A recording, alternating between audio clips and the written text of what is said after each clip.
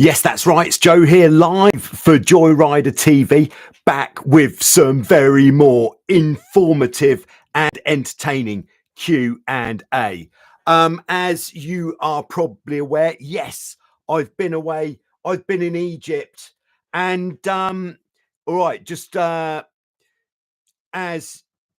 indicated in some of the videos that have recently been released, there wasn't a huge amount of wind, but there was a lot of opportunity for doing things like this, where just going out and seeing what is possible in these light winds. Don't get me wrong, of course, it wasn't as light as this all of the time. This was just on one of the days it was this light. Yeah, so for those of you who are regular visitors to the Q&A, what you'll have noticed already is, yes, I've employed some new technology for this one today. Do let me know how it's coming through. It's nice to know. So in today's Q&A session lined up, because I know a lot of you are interested in what is coming. The two hot topics, not that all of the topics aren't hot, but two of the hot topics that we're going to be looking at is, one of them is the actual lead question today, which is the pros and cons, which are the benefits and whatever the opposite of a benefit is of lifting one rudder when sailing. So this is more likely to be used on the race course than on the sort of, what would you call it, the recreational boat. So we're going to be taking a look at that. And then the even hotter topic that we're going to be looking at is Hobie 18 diamond wire and spreader settings. Oh yes. And these aren't just any settings that I'm going to be talking about a bit later on. These are settings that I've actually got from Olympic medalist and the man behind the revival of the Hobie 18 reimagined class in Australia, John Forbes. He sent me the numbers, so we'll be taking a look at that later on. But before we crack on, I'd just like to say hello to everyone in the live chat. Hello to Cucks Ollie, and thanks very much for kicking us off with a super sticker. These super stickers are just a great way of showing that you are finding what is going on, both informative and entertaining. Oh yes.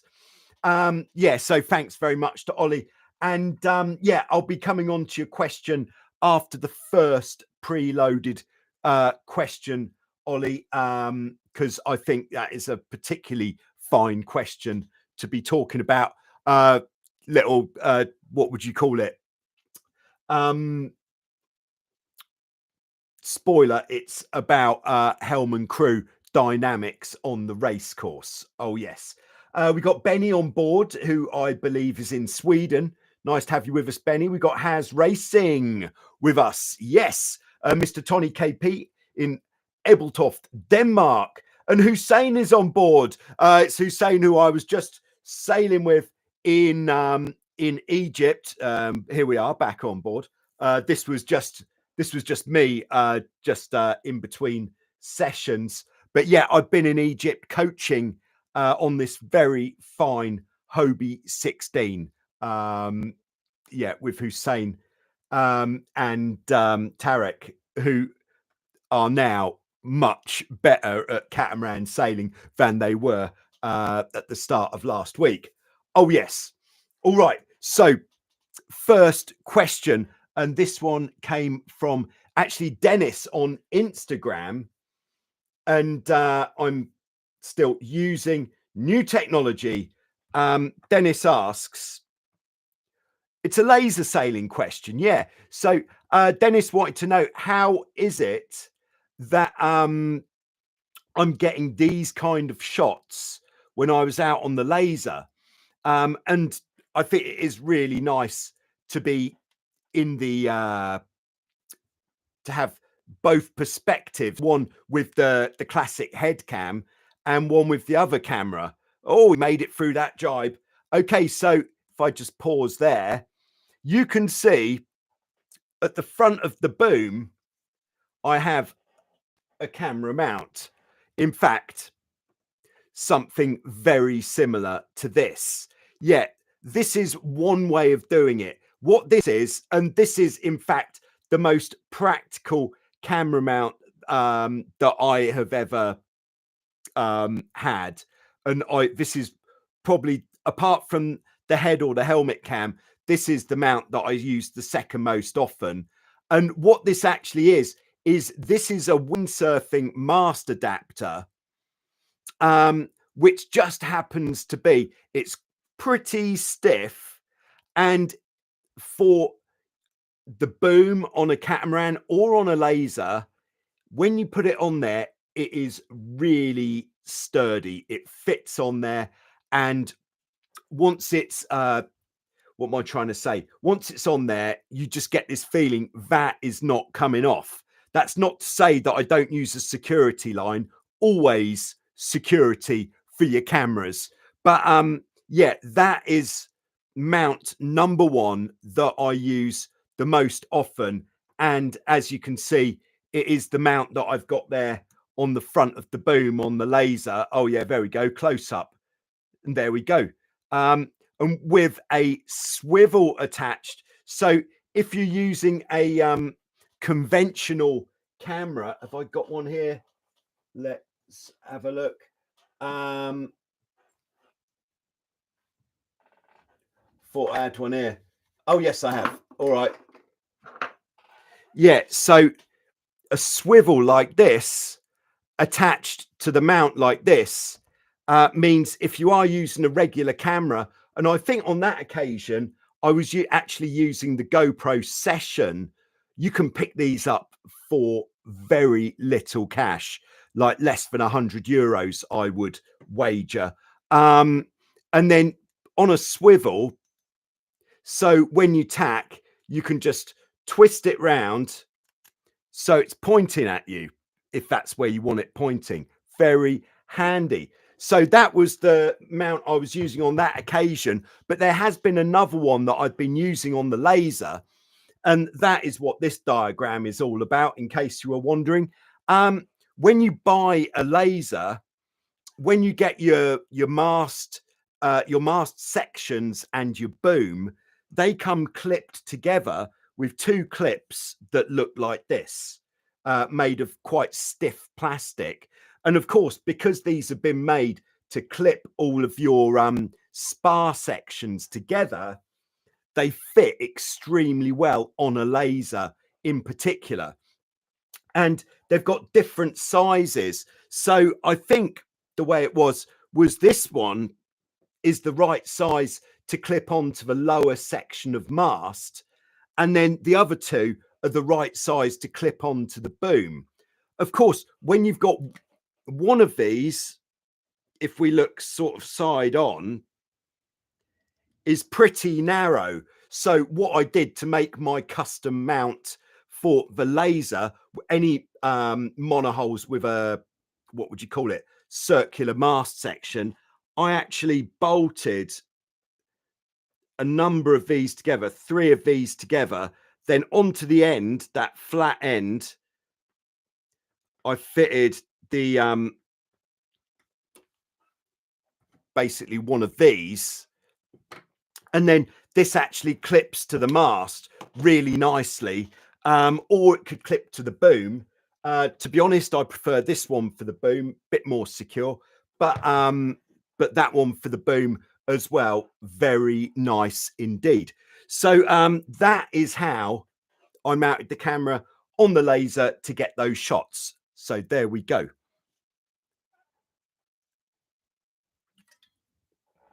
All right. So all right, thanks very much to Tony KP for the super sticker. Yes, very nice. These super stickers just let me know that what we're doing here is good. All right, and I hope you like the new technology. I'm really into it. So this has actually been supplied, it's a, what's it called? An HDMI switcher, where if I press that, we go to camera 2. Camera 2 is actually my other computer that I've got plugged in with HDMI. And then if I press that one, then I appear in the corner just there. Yes, this is great. This is going to be the next phase for these live Q&A sessions. And I've actually got a plan for next week. Shall I let you know what it is? All right, here we go. So what I'm thinking of doing is next Friday, instead of a Q&A, I was thinking, now this may be controversial because it's just before Christmas. I was thinking of doing Show Us Your Cat live. Oh, yes. So it'd be like, and now we're, this is how it will be. Okay. And now we're heading to Vasiliki Bay to get on board with that guy from Joyrider TV, and he likes to send it. All right, so as we can see, blah, blah, blah, blah, blah, blah, blah, blah, blah, blah, blah. And there he goes. Can that guy ever stop talking? I don't think he can. And that kind of action for Show Us Your Cat live with live chat. But of course, what, you know, we still need some questions answered. So during the Show Us Your Cat live, I won't be answering any questions, but instead what I'll do is I'll take any questions that get asked in the live chat along with any preloaded questions and actually put together a pre-recorded Q&A to go out on the Sunday after that Show Us Your Cat live. I think that's a great idea, which means if you've got a catamaran you would like to show for Show Us Your Cat live, then you need to get me pictures or videos in the next couple of days, because this is going to be quite a feat of putting it together in time for next week. All right, there we go. So that's what I'm doing next Friday. Show Us Your Cat live. Very exciting. It's never been tried. Never. But we're going to do it. All right. So Cux Ollie in Germany says, Northern Germany to be specific. Oh, before we talk about Cux Ollie's question, are you in Germany? Maybe Holland? Then very exciting news.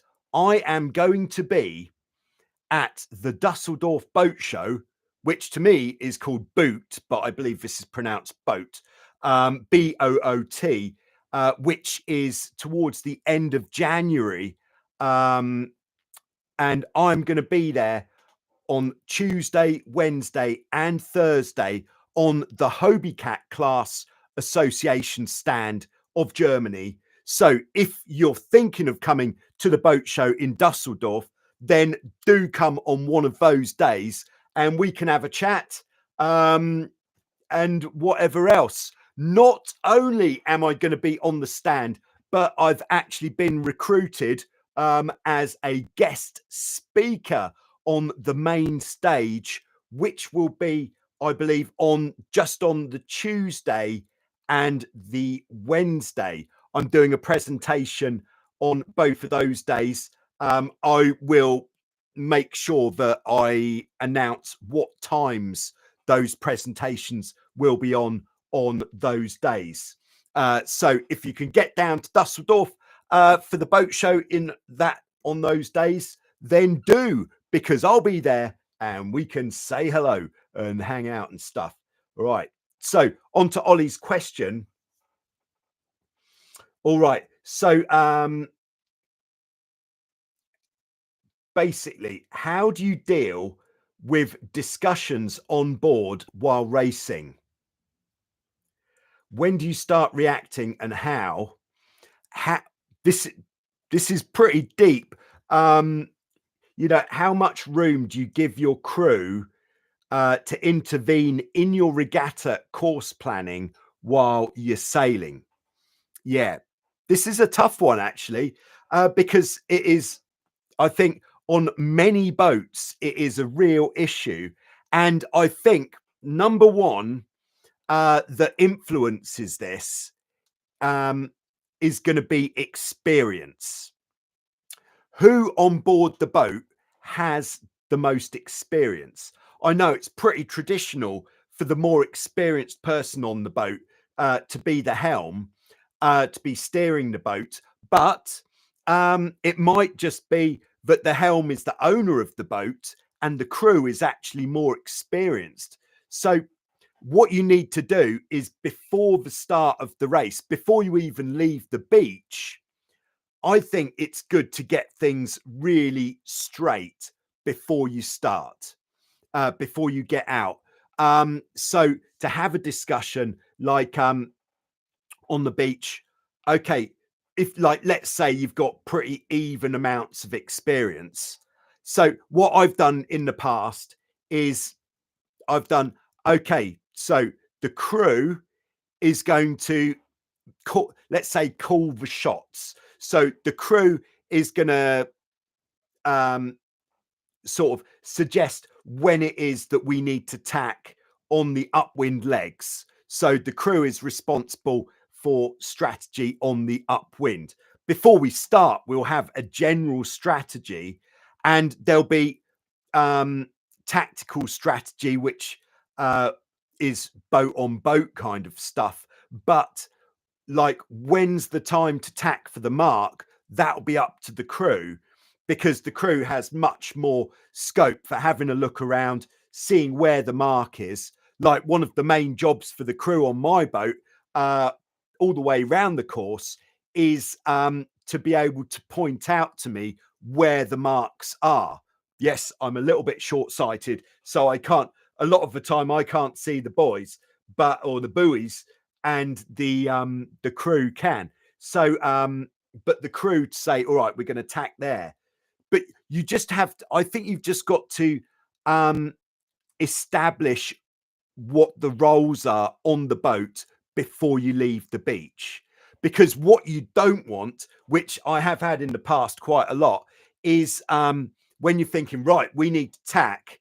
Before you can tack, you've got to have a discussion, and before you know it, you've sailed another 10 boat lengths when you should have tacked immediately, that kind of thing. So you really need to get that nailed down before leaving the beach. And then on my boat, on the downwind legs, then I would be the one to judge the angles and when it is time to jibe, because on the downwind, especially if it's windy, much easier for the helm to, if you think about the way that you're looking on the boat, so going downwind, here you are there, and have we got a bit of, yes we have. So the helm, he's sat here, has got a good line of sight down this way, making it much easier to see the buoys and where it is that you want to go. So but of course then I've got the issue on my boat of not being able to see where the buoys are due to eyesight, but that is quite a good way of doing it. I find on the start line, you've really got to sort of, what would you call it, identify the different things that need to be announced at the start.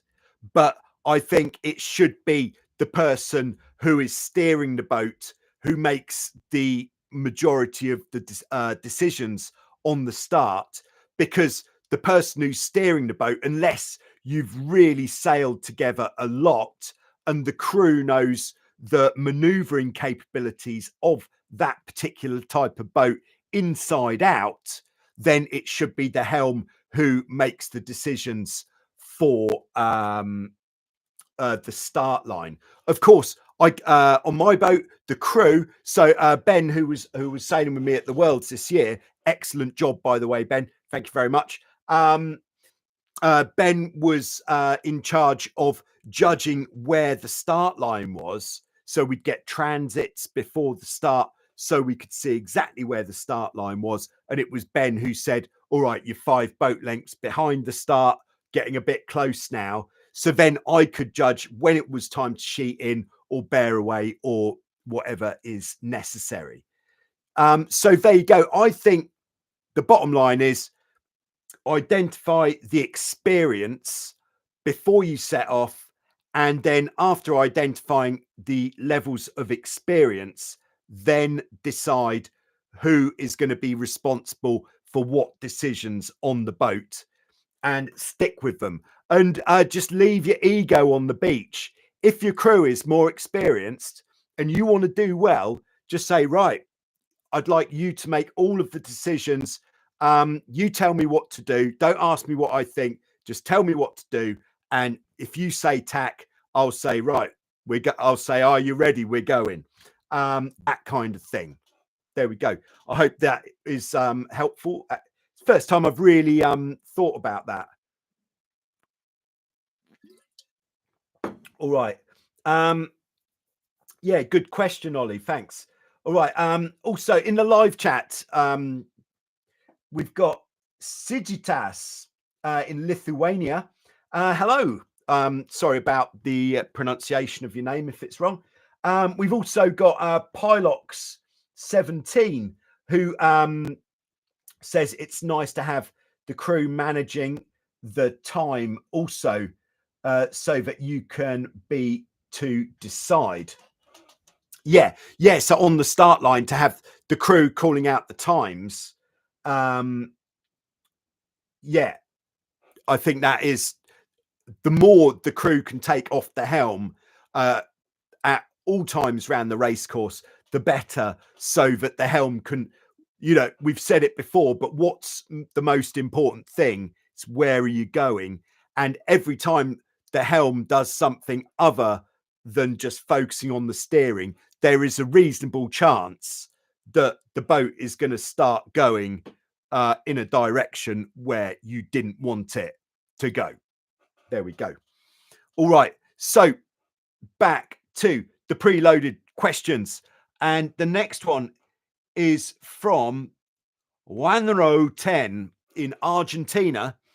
And it's a question that's very close to my heart. And he says, how do you get the audio so good on your videos? Can I reach this? Yes, I can. All right.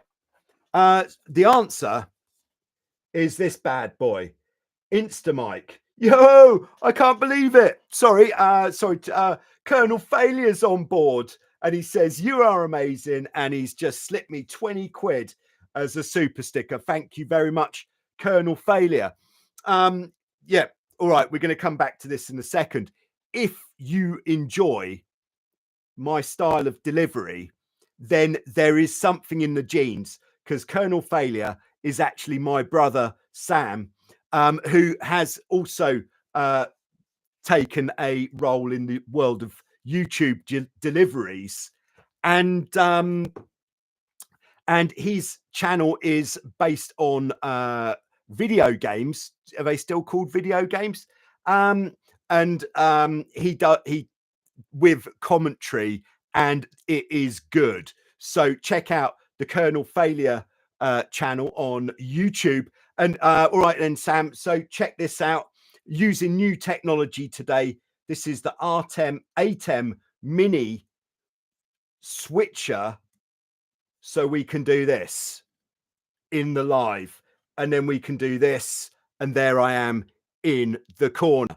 New technology. By the way, Mr. Colonel Failure, my brother Sam, has been one of my advisors on the YouTube channel. He approves. Yes. To get approval is the highest, whatever the word is, for such things. Yeah. So there we go. Back into the studio for some more. All right. Nice to have you with us there, the Colonel. All right. So how do I get the audio so good? Yes. Instamic is the right. The Colonel has left the building. Yeah, Instamic, as it says on the box, wearable, wireless, and waterproof. And here it actually is. It's really small, totally waterproof, and you can use it in many different ways. So you could, well, two different ways. That's not really many. The first way is you can sync this with Bluetooth to whatever it is that you're recording with, or the other way is, which I do because I sometimes don't trust the Bluetooth quite as much as I should, but the other way that I use it is as a standalone recorder. And what I'll do when I've started everything recording, so I have 3 cameras maybe and the microphone, I'll clap my hands 3 times. Yes, I will. And then I can see when I'm editing those audio spikes, which makes it much easier to synchronize the audio. Yes. How do I position this device? Well, funny you should ask. Here we go. All right. So previously what I did is I had like a Lycra headband and I'd put it inside that with that around my neck. But now we've got the forward whip buoyancy aid, very good protection. And I've mounted here a little pouch, and the microphone just goes in the pouch, which gets zipped up, very secure. And that records the audio. Problem with this is if I'm pointing that way, it's louder than if I'm pointing that way. But I haven't found another way of mounting it on this particular buoyancy aid. And with this one, as opposed to my older one, the neck on it is much higher. So what I've been finding is with it round the neck, like I used to, it would sort of slip behind here. So it sound a little bit muffled, not quite as clear as I wanted it. If anybody's got any ideas, then do let me know, because it's good to know. It's good to know. Yes, it is good to know. All right, so there we are. That is how I get the good audio. Well worth the investment if you want to take your videos to the next level with good audio. All right, so now on to the lead question for today's session. And this one comes from UKB Goldie, who says, what about lifting one rudder to slightly reduce drag?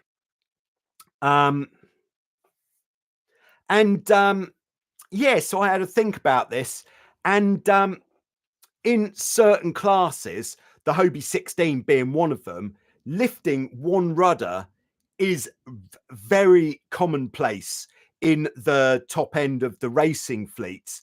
In fact, I would guess that at a World Championships or a Europeans, pretty much every single boat is lifting the windward rudder on the downwind leg, or the upwind leg, on all legs, in fact, lifting the windward rudder. So I've been prepared, written some points here.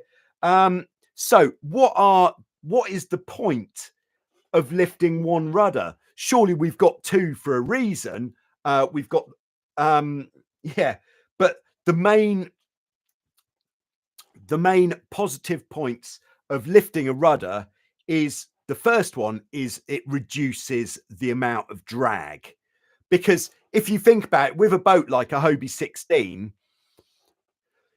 you've got very little actually in the water. So as a percentage of what is in the water, each rudder blade has quite a big factor to play there. So by lifting one rudder, we are reducing a significant amount of drag that we're putting through the water. Whereas on a much bigger boat, lifting a rudder is going to have a much smaller effect. So that is one of the positive reasons for lifting the rudder blade. The second one is it will make the handling much lighter and more responsive.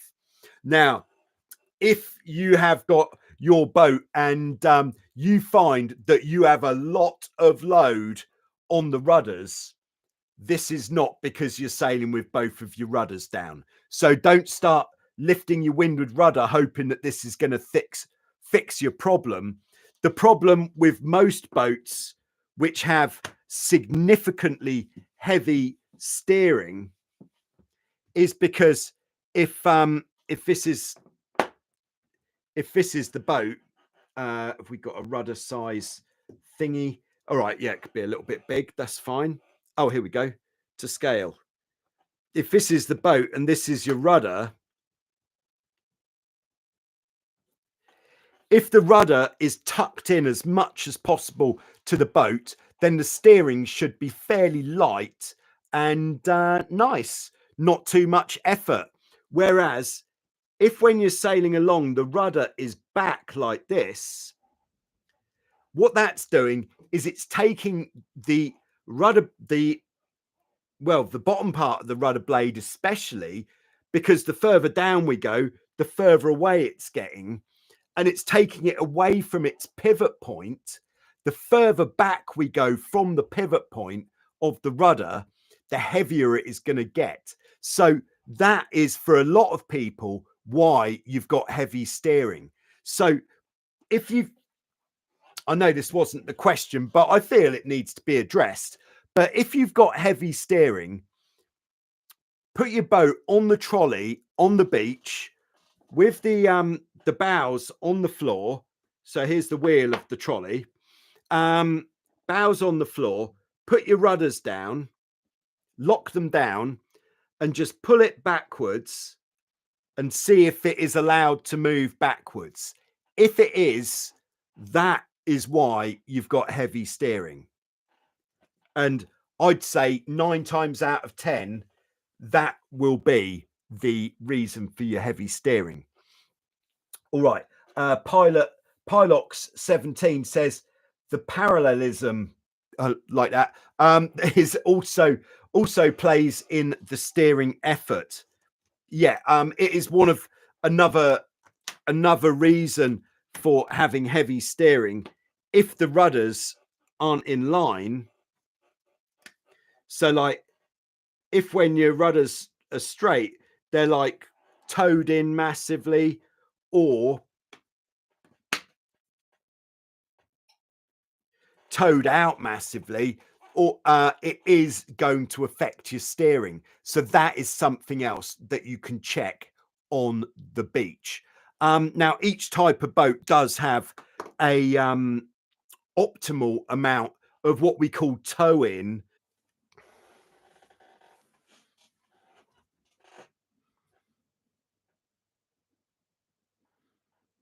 Okay, I think that I am back. Am I back? Put it in the live chat if I'm back, because I think I'm back. Oh my goodness, I'm on the wrong camera as well. Oh gosh, the technology is yes.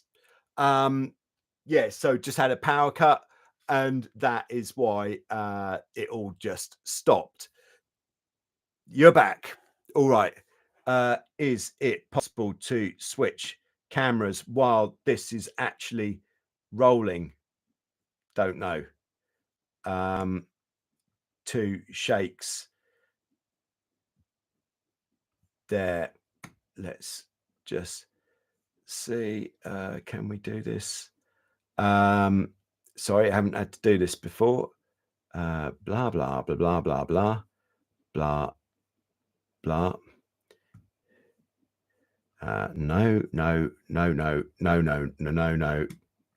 No. Okay, thank you for bearing with me.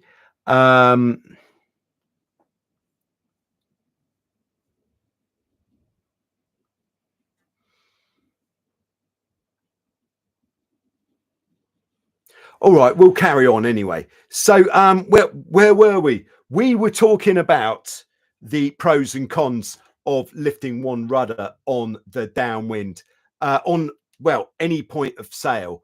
But I think on the downwind point of sail, it's going to have even more effect than on the upwind point of sail. Because on the downwind, in most wind conditions, unless you sail a spinnaker boat, you are going to have both of your rudders very much in the water. Whereas on the upwind, you might be lifting the hull at times and then off you go. So what are the downsides of lifting the rudder? Well, the first one, and the lighter the wind, the more of an effect this is going to have. But the time and disturbance that it causes the actual motion of putting the rudders up or down. And like, if you think about it, when you tack or jibe, you're going to have to put the rudder down, then tack the boat, then lift the other rudder before you can get going. That is going to add time to your maneuver. So that is one of the downsides of lifting one rudder when you're on the race course. All right, Ryan has just tuned in. Hello, Ryan. Ryan says, I've seen people raise a rudder to get less drag. Well, there we go. That is exactly what those guys are doing. Yeah, another downside of lifting one rudder might be you might risk, and if you're sailing a Hobie, an inverted cam. So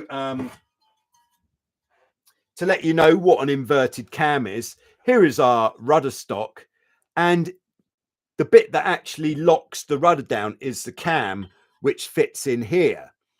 So to actually put the rudder down, the cam has to be in this position, and then when the rudder is down, the cam comes over like this, which is what locks the rudder down. And then the theory is when you then lift the rudder, it's meant to pop the cam back up, so then you can put it down the next time.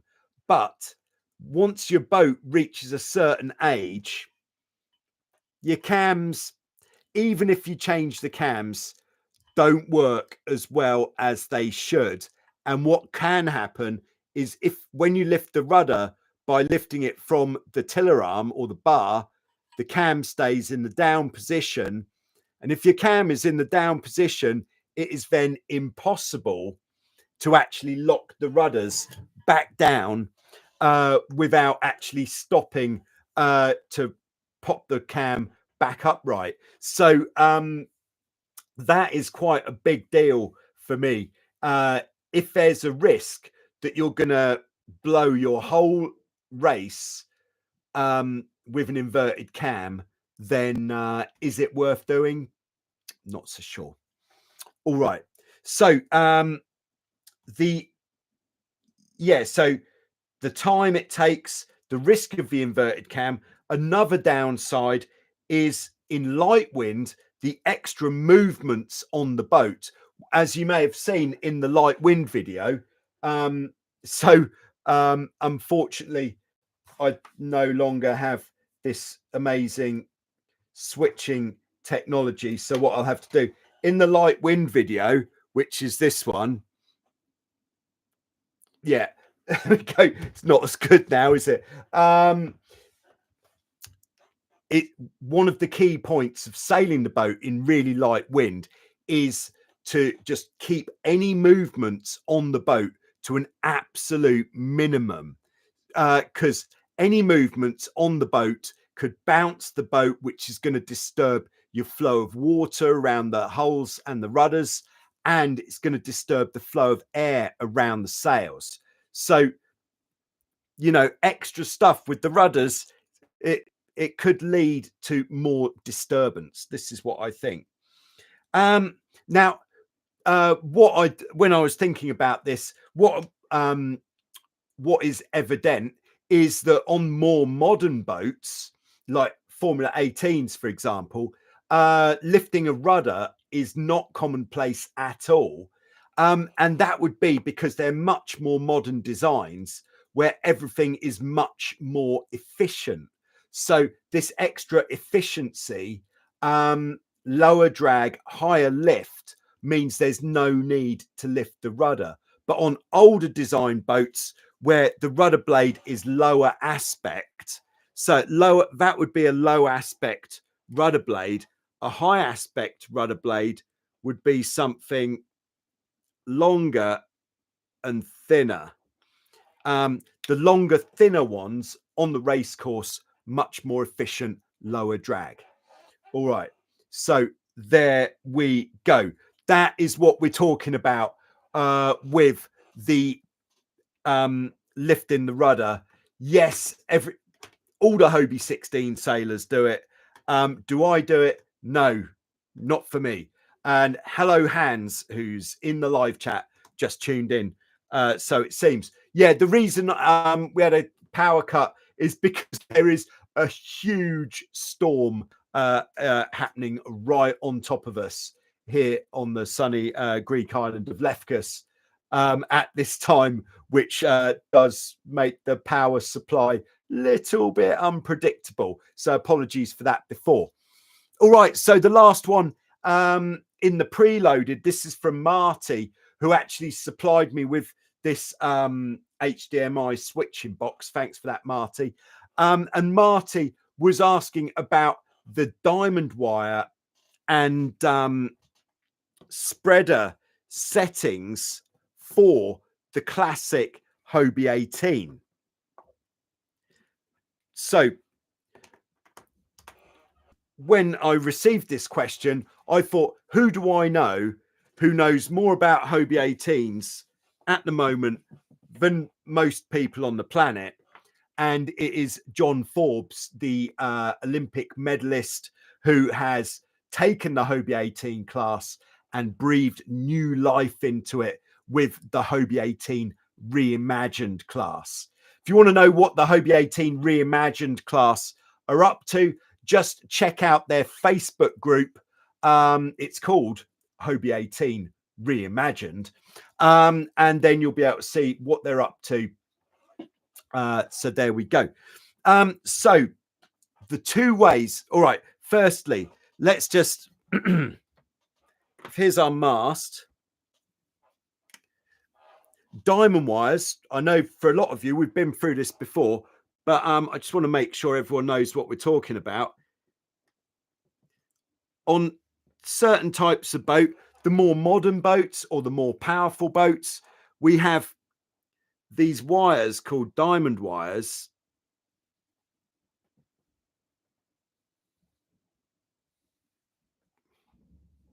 So this is the mast. We've got these parts which are called spreaders, which push the wires outwards and slightly back. So if we look from the top of the mast, the spreaders will look something like this. So they're very strong. And then the wires locate into the ends of the spreaders like that.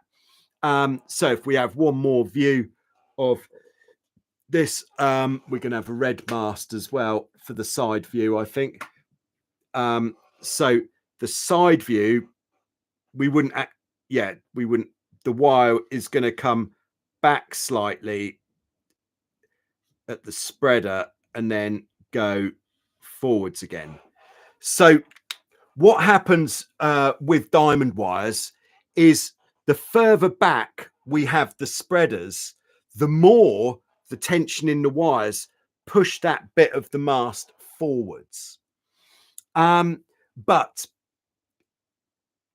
there is a difference between different types of boat in how this is used. So in certain boats like the Tornado or the Formula 18, the diamond wires and the spreaders are used to actually bend the mast, pre-bend the mast before we even put the sail up. Whereas on the Hobie 18, they're not used so much for pre-bend. It's more for stiffening, and there are settings which are recommended. So before we look at the tension in the wires, we're going to look at what we call the spreader rake. So if we have this where basically the spreaders are in line with the back of the mast, that's not going to come backwards at all. So that would be what we could call that would be called no spreader rake at all, because that is all in line. Whereas if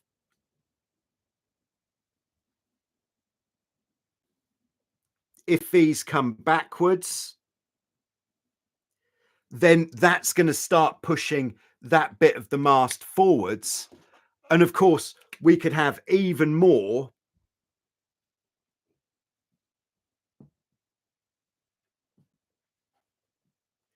And that's going to push that part of the mast forwards even more.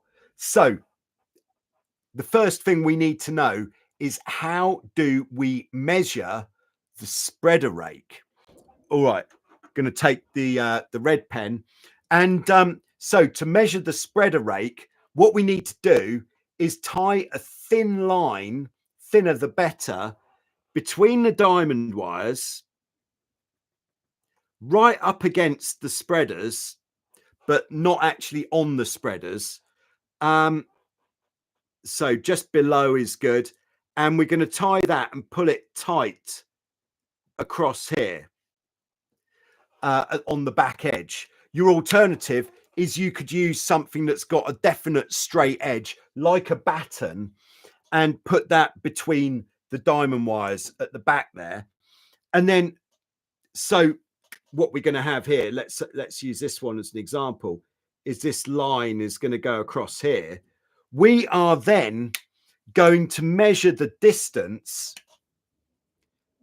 just here between that line and the back edge of the mast.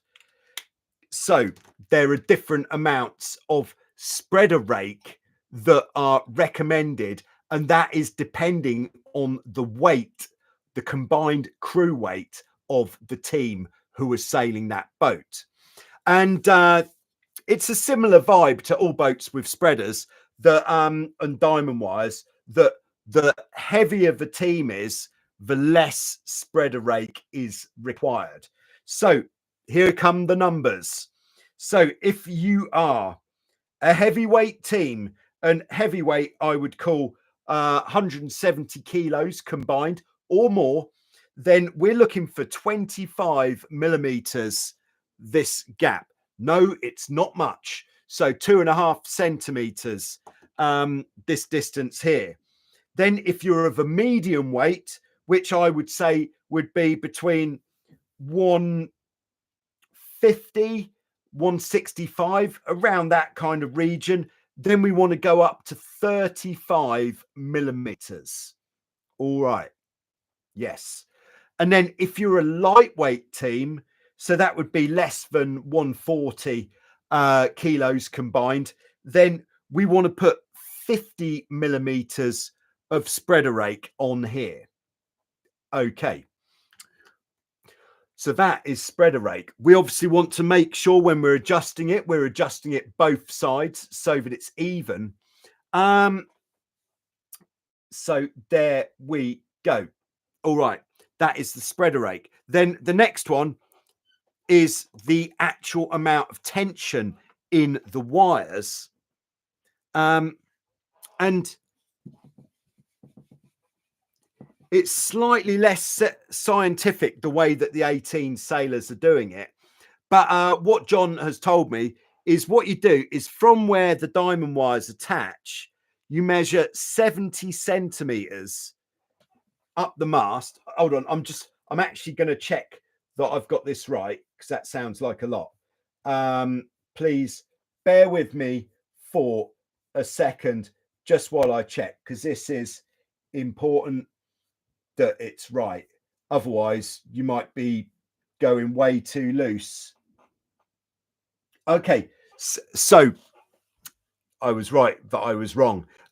So you measure from the base of the mast 70 centimeters up, and then at that point should be the last point where you can actually physically push the wires in so that they touch the mast. That is what we're looking for, being able to push the wires in so that they touch the mast. That is the amount of tension that we want on the diamond wires. Just double checking. Here we go. So John says our diamond tension allows us to touch the wires measured at 70 centimeters up from the bottom of the mast, pushing both wires against the mast with even firm pressure in your hands.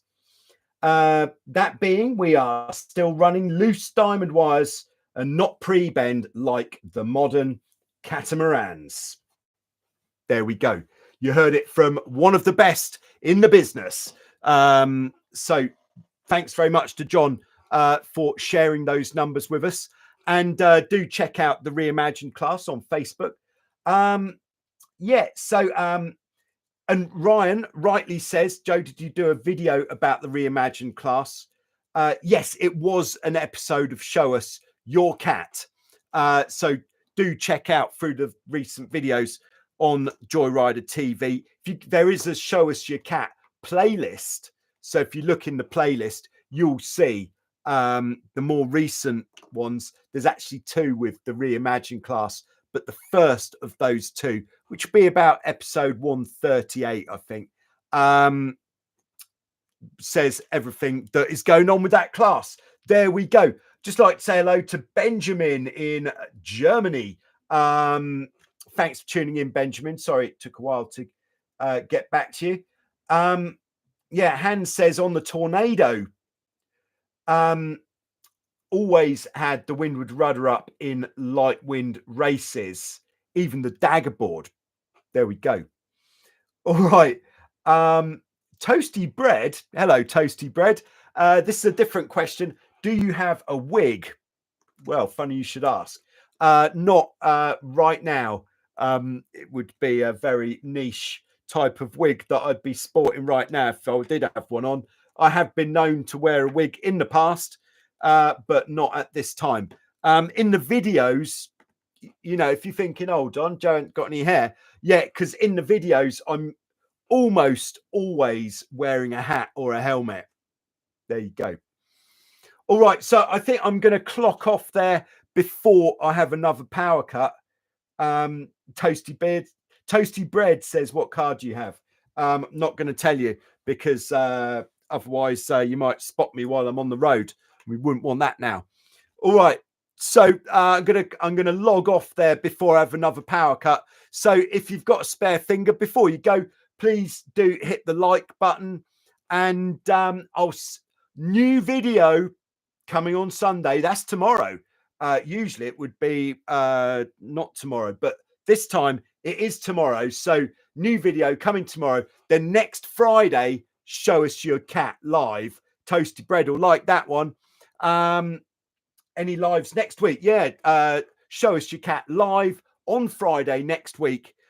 So tune in at the usual time, 6:30 Greek time, and I will see you there. But I will see you tomorrow, usual time, 6:30, for a new actual video, which I filmed when I was in Egypt. All right, see you soon with some more. Thanks very much, and I'll see you soon. Thanks for bearing with us. Yeah, see you, Toasty.